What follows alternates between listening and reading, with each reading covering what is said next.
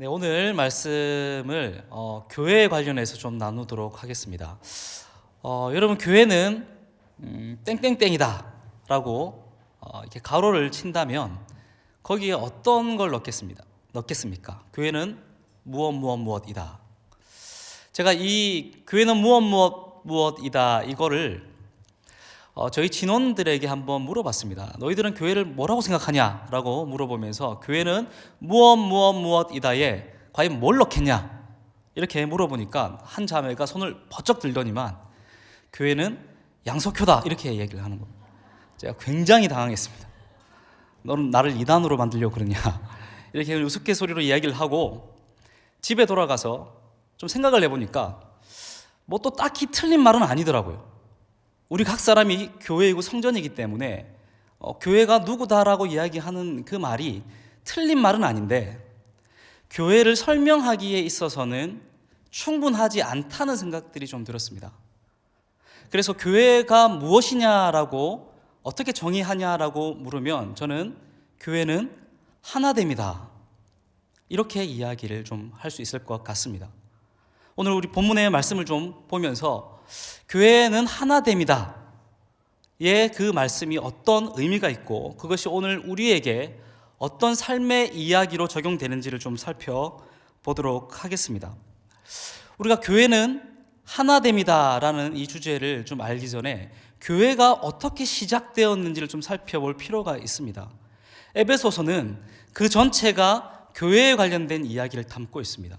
교회가 어떻게 시작했고 교회가 어떤 목적을 가지고 있고 그 교회가 가는 최종적 그림이 무엇인지에 대한 완전한 그림을 에베소서는 그려내고 있습니다. 그래서 오늘 먼저 그 교회의 탄생과 목적을 좀 살펴볼 필요가 있는데요. 에베소서 1장 3절을 우리 같이 한 목소리로 좀 읽도록 하겠습니다. 시작.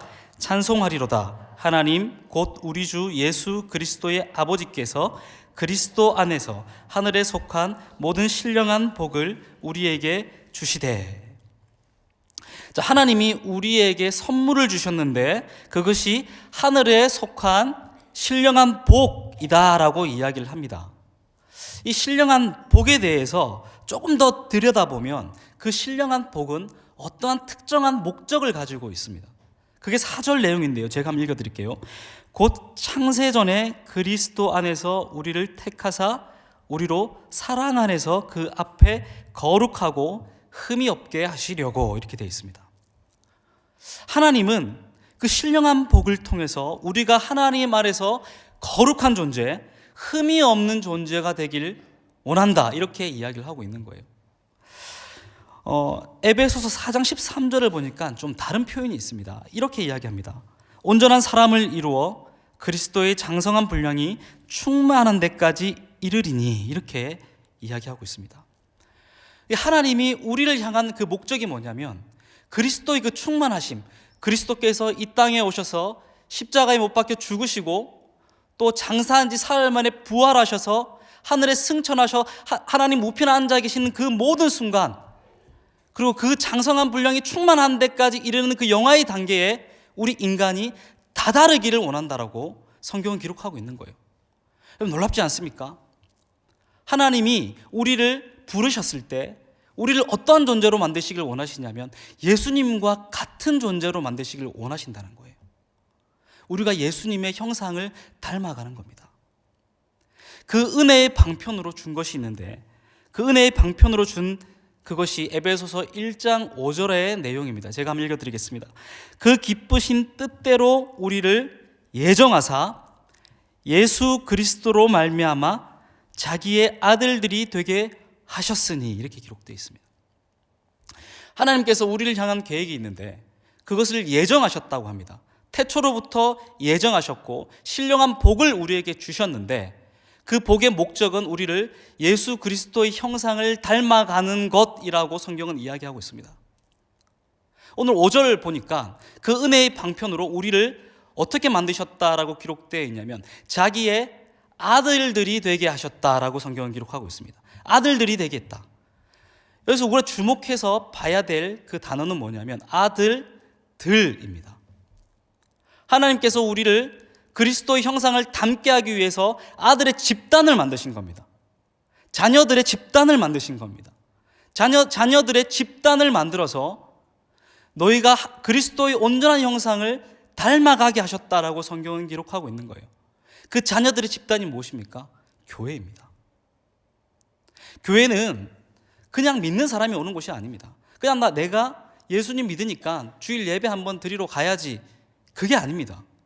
교회는 하나님 자녀들의 모임이에요. 그리고 거기에 있는 우리는 그리스도의 형상을 닮아가서 그리스도처럼 되는 것이 우리의 최종적 목표인 겁니다. 믿으십니까? 하나님은 우리를 그 자리로 부르신 겁니다. 그 은혜의 자리로 부르신 거예요. 그게 바로 교회입니다. 그 교회가 얼마나 귀합니까?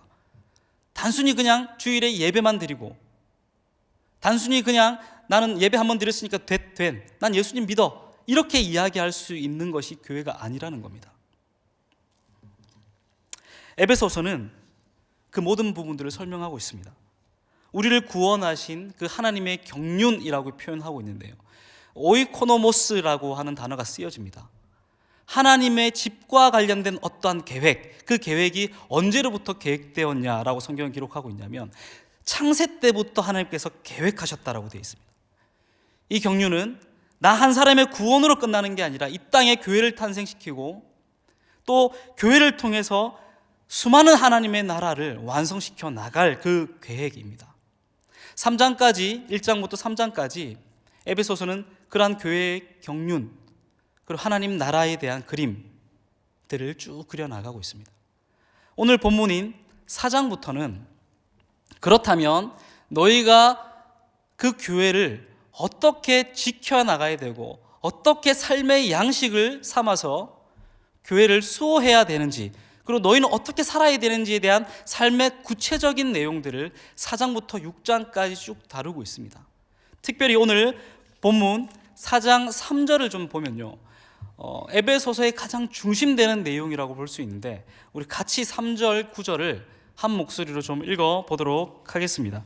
시작. 평안에 매는 줄로 성령이 하나 되게 하신 것을 힘써 지키라. 3절을 보니까 바울이 평안에 매는 줄로 성령이 하나 되게 하신 것을 힘써 지키라, 이렇게 명령하고 있습니다. 여기서 교회의 본질이 드러나는데요, 제가 교회는 하나됨이다 라고 이야기를 했는데 하나 되게 하신 것이라고 지칭하는 것이 뭡니까? 교회입니다. 바울은 교회를 너희가 힘써 지키라 이렇게 이야기한 게 아니라 너희가 지켜야 되는 것은 하나 되게 하신 것이다. 그 하나 되게 하신 것이 교회이다. 즉 하나 되게 하신 그 자체가, 교회의 본질 자체가 하나됨이다, 이렇게 이야기를 하고 있는 겁니다. 이것을 오늘 어떻게 하라고 합니까? 힘써 지키라, 이렇게 이야기를 합니다. 힘써 지키라. 이 힘써라는 단어가 분사로 쓰입니다. 그리고 이 문장은 명령문이에요. 이렇게 딱 보면 성령이 하나 되게 하신 것을 힘써 지키라, 여러분 지키셔야 됩니다, 이렇게 이야기를 하면 되게 멀게 느껴집니다. 그렇죠, 힘써 지켜야죠. 근데 오늘 이 본문의 내용들을 좀 깊이 있게 다뤄보면 완전히 다른 내용이 됩니다. 마커스 바르트라는 사람은 이 부분을 이렇게 표현합니다. 헬라어 동사의 기저에 있는 긴급성을 정확하게 번역하기는 도저히 불가능하다. 그것은 서두름과 열정뿐 아니라 전인의 온전한 노력을 의미한다. 거기에는 의지, 감정, 이성, 육체적 힘, 전체적 태도가 포함된다. 이걸 쉽게 이야기를 하면 너희가 꼭 교회를 지켜야 된다. 그걸 지금 당장 해야 되고 항상 반복적으로 해야 되고 항상 해야 되고 너희 평생을 바쳐서 교회를 지키는데 너 인생을 사용해라, 이런 의미가 되는 겁니다. 평안히 매는 줄로 성령이 하나 되게 하신 것을 힘써 지키라, 그냥 아주 이런 단순한 점잖은 구절이 아니라 너희가 반드시 지켜야 되는 것이 교회다라는 그 절절한 마음이 이 구절 한가운데 담겨져 있는 거예요. 하나님께서 우리에게 교회를 주셨습니다. 하나됨은 교회의 본질입니다. 하나됨으로 교회를 지켜야 되는 것이고, 하나됨이 깨어지면 교회는 더 이상 교회가 아니게 되는 거예요. 90년대생을 살고 있는 요즘 20대들에게 하나됨을 요청하는 건 참 쉽지 않습니다. 여러 집모임들이나 저는 이제 청년 일부 사역들을 한 7년째 지금 삼일교회에서 계속 하고 있는데요. 이 친구들에게 우리는 하나 되어야 됩니다. 여러분들이 하나 되기 위해서 교회 중심적 삶을 살아내십시오. 그래서 더 포기하시고 시간을 내서 교회로 여러분 오셔야 됩니다. 라고 이야기를 하면 굉장히 불편해합니다. 그러면서 이렇게 아주 극단적으로는 이렇게 이야기하는 친구들도 있습니다. 무슨 교회가 전체주의입니까? 그러면 제가 뭐라고 답변을 할까요? 굉장히 당황하면서 미안하다, 전체주의는 아니다, 이렇게만 이야기를 합니다. 근데 교회가 전체주의입니까? 라고 물어보면 교회는 전체주의는 아니지만 교회는 하나됨이 가장 우선되는 가치이다, 이렇게 이야기할 수는 있습니다. 적어도 성경 오늘 특별히 이 본문에서는 하나됨에 대한 강조를 분명히 하고 있습니다. 존 스토트는 이렇게 얘기합니다. 그리스도인의 하나됨은 우리 하나님의 하나됨에서 생겨난다, 이렇게 이야기를 합니다. 우리의 하나됨의 근거가 우리 가운데 있지 않다는 거예요. 우리가 그냥 모입시다, 재밌게 놀기 위해 모입시다, 이게 아니라 우리 하나됨이라는 그 근거 자체가 우리 삼위 하나님과 교회의 관계에서 그 해답들을, 그 근거들을 찾을 수 있다는 거예요. 여러분, 우리가 왜 하나 되어야 됩니까? 주의 명령이죠. 근데 그 이전에 하나님과 교회의 관계에서 그 해답들을 우리는 찾아 나갈 수 있습니다. 오늘 말씀을 한번 봅시다. 4절 말씀인데요, 우리 4절 말씀을 좀 큰 소리로 같이 한번 읽도록 하겠습니다. 시작.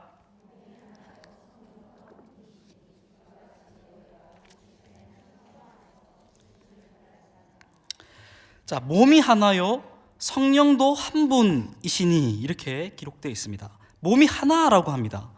여기서 몸은 그리스도의 몸을 의미하는데 이 몸에 대한 설명이 에베소서 2장 16절 말씀에 보면 있습니다. 제가 한번 읽어드리겠습니다. 또 십자가로 이 둘을 한 몸으로 하나님과 화목하게 하려 하심이라, 원수된 것을 십자가로 소멸하시고, 이렇게 기록되어 있습니다. 자, 이 한 몸이 원래는 어떤 존재라고 합니까? 원수된 두 존재라고 이야기를 하는 거예요. 이 두 개는 같이 양립할 수 없는, 완전히 분리되어 있는, 독립되어 있는 원수된 물과 기름과 같은 그런 두 존재입니다. 그게 유대인과 이방인입니다. 유대인들은 본인만을 위한 구원이 따로 있다라고 생각을 하죠. 할례를 통해서 유대인이 된다면 율법을 지킴으로 인해서 그 구원 안에 머물 수 있다고 생각하는 것이 그들의 생각입니다. 철저하게 선민의식에 사로잡혀 있어요. 우리만 구원받을 수 있다고 생각하는 겁니다. 유대인들은 철저하게 이방인들을 배척합니다. 그런 차원에서 결코 이 구원의 반열에 유대인과 이방인이 함께 한다는 것은 유대인의 입장에서 말도 되지 않는 거죠. 한 실례로 좀 바라보면, 당시 성전의 구성된 모습을 바라보면 그걸 좀 이해할 수 있습니다. 성전을 제일 높은 곳에 지성소가 있고요, 거기를 싸고 있는 것이 성소입니다. 그 밖을 제사장의 뜰이라는 것이 있고요, 유대인의 남성들이 출입할 수 있는 곳이 있습니다. 그리고 그 옆에는 여인들의 뜰이라는 곳이 있는데 그 또한 유대인 여성들만 출입할 수 있는 공간이에요. 그 유대인들만 출입할 수 있는 공간을 빙 둘러싸서 성벽 같은 내성들이 이렇게 쭉 둘러싸고 있는데 그 바깥쪽이 이방인 뜰입니다. 그 이방인들은 성소를 바라볼 수는 있지만 성소 안으로 들어갈 수는 없습니다. 거기에 성벽에 보면 어떤 글귀가 적혀져 있냐면, 침입자는 처형된다, 외국인은 아무도 이 성소에 들어가면 안 된다, 이렇게 적혀져 있습니다. 그러니까 유대인과 이방인은 기본적으로 함께 할 수 없는 존재입니다. 아니, 유대인의 입장에서 이방인들은 개취급했던 거죠. 결코 함께 할 수 없는 그런 존재들인 겁니다. 근데 오늘 성경 본문에서 뭐라고 하냐면, 하나님께서 새로운 구원 공동체를 만드셨는데 이 구원 공동체는 한 몸이다, 이렇게 얘기합니다. 원수된 자들, 그 원수된 이방인과 유대인, 절대 합할 수 없는 그 존재들이 합해져 있는 한 몸 공동체가 교회다, 이렇게 이야기를 하는 거예요. 교회는 원수된 두 존재가 그리스도의 온전한 몸으로, 그리스도의 그 십자가 사랑으로 한 몸 된 존재입니다. 그리고 그것을 내주하시고 그것을 이끌어 가시고 거기에 생기를 불어 넣어 주시는 분이 오늘 본문에 있는 한 분이신 성령님입니다. 우리가 이 예배 가운데 이 예배를 주관하시고 또 이 예배의 말씀이 들리게 하시고 또 우리의 선교를 이끌어 가시고 이 교회가 하나 되게 하시고 이 모든 것들이 누구의 은혜입니까? 성령님의 은혜인 거죠. 그래서 교회는 이 원수된 이 두 집합이 한 몸을 이룬 이 교회는 한 성령님의 지배를 받고 한 성령님의 내주하심을 받고 한 성령님이 끌어가시는 것들을 경험하는 공동체입니다. 믿으십니까? 그것이 첫 번째로 교회가 하나 되어야 되는 하나님과의 관계 가운데서 우리가 알 수 있는 이유입니다. 두 번째는 4절에 그 말씀이 있습니다. 제가 읽어드리겠습니다. 너희가 부르심의 한 소망 안에서 부르심을 받았느니라. 다시 읽어드리겠습니다. 너희가 부르심의 한 소망 안에서 부르심을 받았느니라. 여러분, 우리는 한 소망이 있습니다. 또 여기서 역시 한이라는, 하나라는 것들이 강조되고 있는데요, 5절을 보니까 이렇게 기록되어 있습니다. 주도 한 분이고 믿음도 하나고 세례도 하나다, 이렇게 이야기합니다. 우리는 한 소망이 있고요, 주도 한 분이시고 믿음도 하나고 세례도 하나다, 이렇게 기록하고 있는 겁니다. 이 원수된 두 공동체, 성령님의 지배를 받는 이 공동체는 한 소망이 있습니다. 그 소망의 대상이 누굽니까? 그리스도죠. 그리스도의 다시 오심을 기다리는 유일한 공동체입니다. 그리고 그리스도를 믿는 유일한 공동체입니다. 그리고 그리스도를 통해서 세례를 받고 이 공동체에 들어온 유일한 공동체가 바로 교회 공동체인 거예요. 교회는, 이 원수된 두 공동체가 하나로 묶여있는 이 교회는 한 믿음의 대상을 가지고 한 소망을 가진 그런 하나의 공동체라는 것을 이 5절의 말씀을 통해서 강조하고 있는 겁니다. 자, 여기까지 말씀을 정리해 보면 우리는 하나의 몸으로 부름을 받았죠. 이 몸은 그리스도를 통해서 서로를 구분하지 않는 곳입니다. 너와 나를 나누지 않는 비교주의의 종말이 선언되는 그런 공동체가 교회 공동체입니다. 이 공동체에 생기를 넣어주시는 분이 바로 성령님 한 분이신데요, 성령님의 임재가 있는 이 한 몸 공동체는 그리스도를 믿고 또한 그리스도를 기다리며 소망하는 그런 소망의 공동체다라는 것이 여기까지의 내용입니다. 근데 여기서 멈추는 것이 아니라 더 나아갑니다. 뿐만 아니라 6절의 말씀을 우리가 한번 읽도록 하겠습니다. 6절 말씀 시작. 하나님도 한 분이시니 곧 만유의 아버지라. 만유 위에 계시고 만유를 통일하시고 만유 가운데 계시도다. 마지막으로 교회는 세상을 창조하신 그분 하나님을 아버지로 섬기는 곳입니다. 우리가 사도들의 고백을 매 예배 때마다 우리가 기도로 하나님께 드립니다. 사도신경인데요, 전능하사 천지를 만드신 하나님 아버지를 내가 믿습니다. 우리는 매번 이렇게 예배 때마다 고백합니다. 전능하사 천지를 만드신 하나님 아버지를 내가 믿습니다. 하나님은 전능하시고 이 천지를 만드시고 이 세계 가운데 질서를 부여하신 분인데 내가 이분을 믿습니다. 근데 이분이 나를 자녀 삼아 주셔서 내가 이분을 아버지라고 고백합니다. 이게 우리의 고백입니다. 믿으십니까? 이분이 이제 우리의 어떤 존재가 되었냐면 아버지가 된 겁니다. 우리를 아들들이 되게 하셨습니다. 아까 서두에 얘기했던 것처럼 우리를 자녀 삼으셨던 거예요. 우리 그 원수된 두 공동체가 한 몸을 이루었고요, 그 한 몸은 성령님의 내주하심을 경험하고 그 한 몸을 이루어 성령님의 내주하심을 경험하는 이 공동체는 한 소망과 한 믿음을 가지고 있는데 우리는 한 하나님을 아버지라고 부르는 가족 공동체가 되었다고 성경은 기록하는 겁니다. 교회는 가족입니다. 저번 주에 담임 목사님께서 예배 시간에 교회에 아주 특징적인 것이 하나 있는데 그것이 바로 가족 공동체다, 이런 말씀을 하셨습니다. 교회는 한 아버지를 둔, 한 영적 아버지를 둔, 그리고 온 천지 만물을 창조하신 그 하나님을 아버지라고 부르는 가족 공동체입니다. 삼위 하나님께서 완전한 교회의 관계를 통해서 교회를 하나 되게 하셨습니다. 한 가족 공동체는 당연히 하나됨을 이루어야 됩니다. 교회는 하나됨이 본질입니다. 그리스도인의 하나됨은 우리 하나님의 하나되게 하심에서 생겨납니다. 믿으십니까? 교회 하나됨은 교회의 본질인 거죠.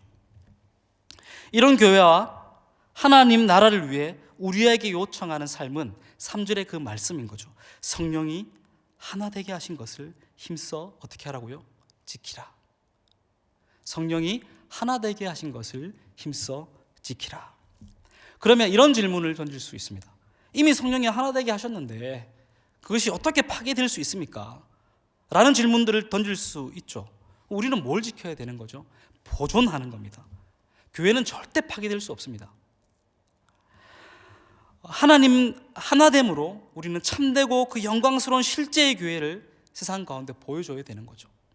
사실 교회가 욕먹는 이유가 뭡니까? 교회가 서로 분열하고 교회가 서로 반목하고 서로 교회가 다투고 싸울 때 세상은 교회를 손가락질합니다.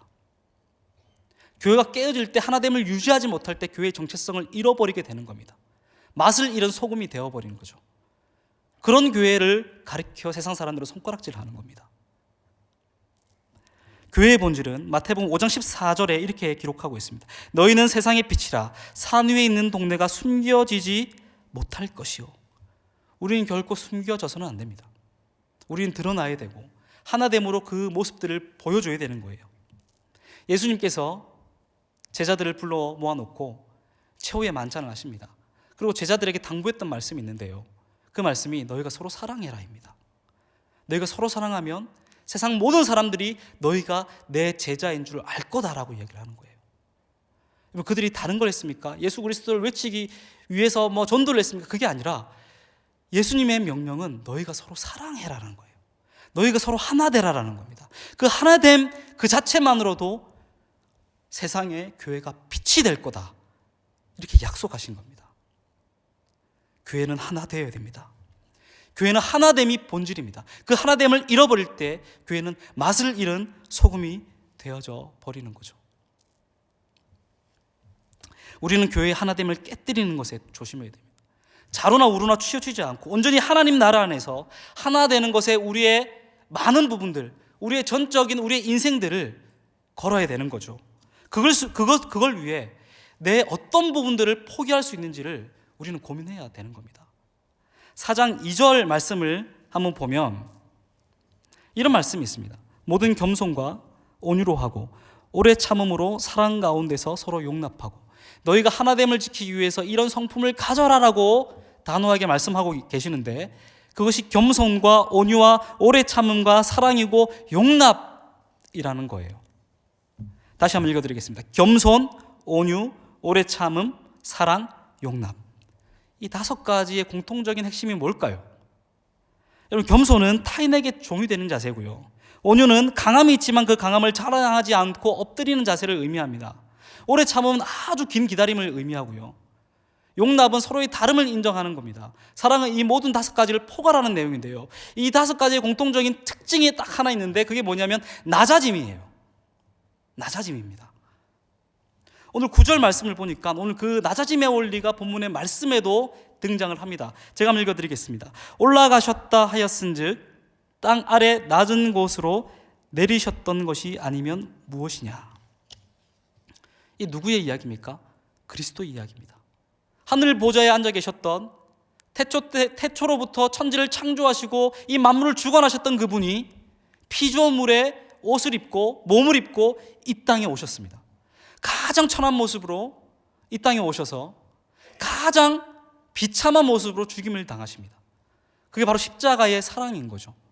그리고 부활하시고 승천하셨는데 하나님 그리스도의 온전한 낮아지심으로 주님께서 만들고자 하셨던 것이 뭐였냐면 교회였던 거예요. 그 하나님께서 그 모본을 보이신 겁니다. 하나님의 낮아지심으로 그분의 새로운 백성인 교회를 만드신 거예요. 그게 바로 그분의 사랑입니다. 하나님 나라의 하나됨의 원칙에 낮아짐은 그 사랑의 핵심입니다. 우리는 낮아져야 됩니다. 철저하게 낮아져야 됩니다. 그래서 교회를 김영국 목사는 거꾸로 가는 나라다 이렇게 이야기를 합니다. 가장 높아져 있는 자가 가장 낮은 곳을 섬기는 것이 교회다 이렇게 이야기를 하는 거예요. 주님께서는 철저히 행동으로부터 그 마음까지 낮아지셨습니다. 그 모본을 보이시고 그것을 닮으라고, 그것을 너희가 따라하라고, 그것을 행하라고 우리에게 오늘 이 시간 요청하고 있는 거예요. 성령이 하나 되게 하신 것, 그것이 바로 교회인데 그것을 힘써 지키는 것에 우선되는 가치가 바로 우리의 낮아짐인 거죠. 마태복음 18장 1절을 보면 예수의 제자들이 예수께 나와서 이렇게 묻습니다. 천국의 큰 자가 누구입니까? 그러니까 예수님께서 한 아이를 세워서 이렇게 말씀하십니다. 이르시되 진실로 너희에게 이르노니 너희가 돌이켜 어린 아이들과 같이 되지 아니하면 결탄코 천국에 들어가지 못하리라. 그러므로 누구든지 이 어린아이와 같이 자기를 낮추는 사람이 천국에서 어떤 자라고요? 큰 자니라. 낮아지셔야 됩니다. 다시 한번 이야기하지만 우리는 교회의 하나됨을 보여줘야 되는, 보존해야 되는 책무와 의무와 권리가 우리 가운데 있습니다. 하나님께서 우리에게 요청하는 삶은 낮아지는 삶이에요. 낮아지는 삶. 우리의 성품이 겸손과 온유와 오래 참음과 사랑 가운데 서로 용납하는 삶이 되어야 됩니다. 그것을 실천하는 실제적 삶이 작은 일에 충성하는 거예요. 믿으십니까? 7절을 보니까 이런 말씀이 있습니다. 우리 각 사람에게 그리스도의 선물의 분량대로 은혜를 주셨다 이렇게 기록되어 있습니다.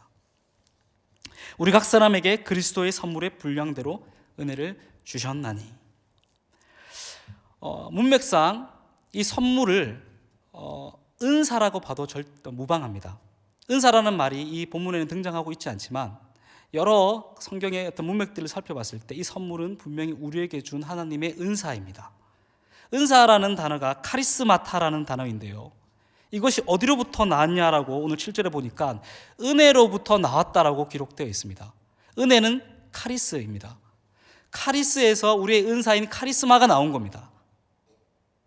우리의 은사는 내가 노력해서 얻어진 것이 아니라 하나님이 나에게 어떻게 주신 겁니까? 은혜로 준 겁니다. 강권적인 은혜로 준 거예요. 우리 가운데 내가 노력해서 이걸 내가 받았다라고 생각하시면 절대 안 됩니다. 하나님께서 우리에게 강권적인 은사를 주셨는데 그 은사를 하나님께서 사용하기를 원하신다는 거예요. 11절에 보니까 그가 어떤 사람은 사도로, 어떤 사람은 선지자로, 어떤 사람은 복음 전하는 자로, 어떤 사람은 목사와 교사로 삼으셨으니 라고 합니다. 각 사람의 은사의 분량에 맞게끔 하나님께서 그 은사를 주셨다는 거예요. 그 은사를 12절에 보니까 성도를 온전하게 하여 봉사의 일을 하게 하며 그리스도의 몸을 세우려 하심이라 라고 이야기를 하면서 그 은사를 교회 공동체를 위해 사용하기를 하나님께서 요청하고 있습니다.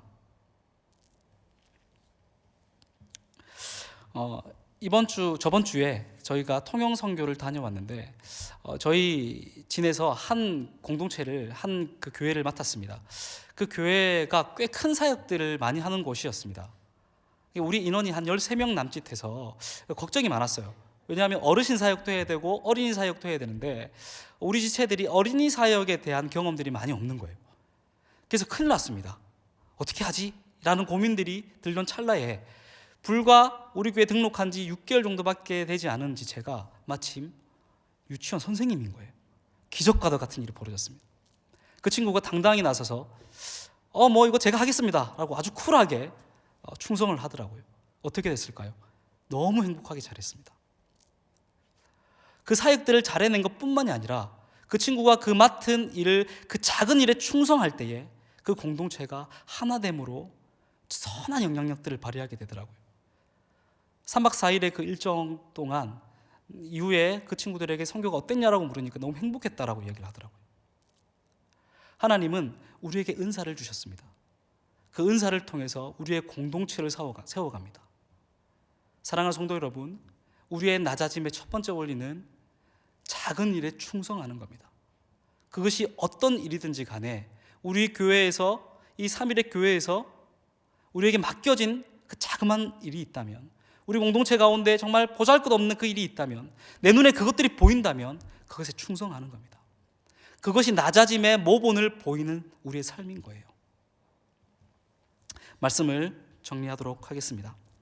교회의 하나됨은 삼위 하나님과의 관계에 살폈듯이 가장 우선되는 가치입니다. 그리고 본질입니다. 교회는 하나됨이죠. 우리에게 요청되는 삶은 이것을 지키는 삶입니다. 그리스도께서 낮아짐으로 그 본의 모습들을 보여주셨습니다. 그래서 너희도 이렇게 해라. 너희도 낮아져서 이 하나 되는 공동체를 섬기고 하나 되게 하라. 이렇게 우리 가운데 명령하셨습니다. 우리의 가장 낮은 자리에서 지금 나에게 그 주어진 일을, 작은 일에 충성하는 것, 그것이 낮아짐의 본의 모습을 보여주는 겁니다. 오늘 이 시간 우리가 좀 찬양하고 좀 기도하고 결단했으면 좋겠는데요, 교회를 교회되게 우리를 사용해 달라고 우리가 결단하고 충성하고 좀 하나님께 찬송하고 결단했으면 좋겠습니다. 우리의 공동체의 교회는 삶의 중심이 되어야 되고 세상의 중심이 되어야 됩니다. 그래서 우리는 날마다 이런 고백을 해야 됩니다. 교회가 교회되게 하기 위해 우리를 사용해 주시옵소서. 주님 다시 오실 그날까지 그 교회를 위해 헌신하겠습니다. 충성하겠습니다. 나의 은사를 통해 내 맡은 자리에 묵묵히 주의 일을 하겠습니다. 이 시간 우리 결단하며 함께 찬양하겠습니다. 우리에겐 소원이 하나 있네. 우리에겐 소원이 하나 있네. 주님 다시 오실 그날까지 우리 가슴에 새긴 주의 십자가 사랑, 나의 교회를 사랑케 하네. 주의 교회를 향한 우리 마음, 희생과 포기와 가난과 고난, 하물며 죽음조차 우릴 막을 수 없네. 우리 교회는 이 땅에 임한 교회를 교회되게, 교회를 교회되게, 예배를 예배되게 우릴 사용하소서. 진정한 능의 날 오늘 임하도록 우릴 사용하소서. 우리에겐 소원이 하나 있네. 우리에겐 소원이 하나 있네. 주님 다시 오실 그날까지 우리 가슴에 새긴 주의 십자가 사랑, 나의 교회를 사랑케 하네. 주의 교회를 향한 주의 교회를 향한 우리 마음, 희생과 포기와 가난과 고난, 하물며 죽음조차 우릴 막을 수 없네. 우리 교회는 이 땅에 임한 교회를 교회되게, 교회를 교회되게, 예배를 예배되게 우릴 사용하소서. 진정한 응의 날 오늘 임하도록 우릴 사용하소서. 교회를 교회되게, 교회를 교회되게, 예배를 예배되게 우리를 사용하소서. 우릴 사용하소서. 진정한 응의 날 오늘 임하도록 우릴 사용하소서. 목소리로 좀 기도했으면 좋겠습니다. 특별히 이 시간 우리 교회를 위해서 좀 기도합시다. 이 3일 교회를 위해서 기도할 때에 이 교회가 정말 하나님 말씀 가운데 순종하며 충성스럽게 주의 그 일들을 해나가는, 세상에서는 정말 빛과 소금의 역할을 감당하는 온전한 교회 되게 해달라고, 그리고 지금 하고 있는 그 모든 선교 사역이 정말 그것을 통해서 하나님 나라가 확장나는 데 이 교회가 사용되게 해달라고 이 시간 교회를 위해서 기도하고, 또 각자 개인의 기도 제목들을 가지고 함께 기도하도록 하겠습니다. 기도하겠습니다. 사랑의 하나님, 이 시간 아버지, 이 시간 우리 3일의 교회를 위해서 주님, 이 3일 교회를 주님께서 허락하고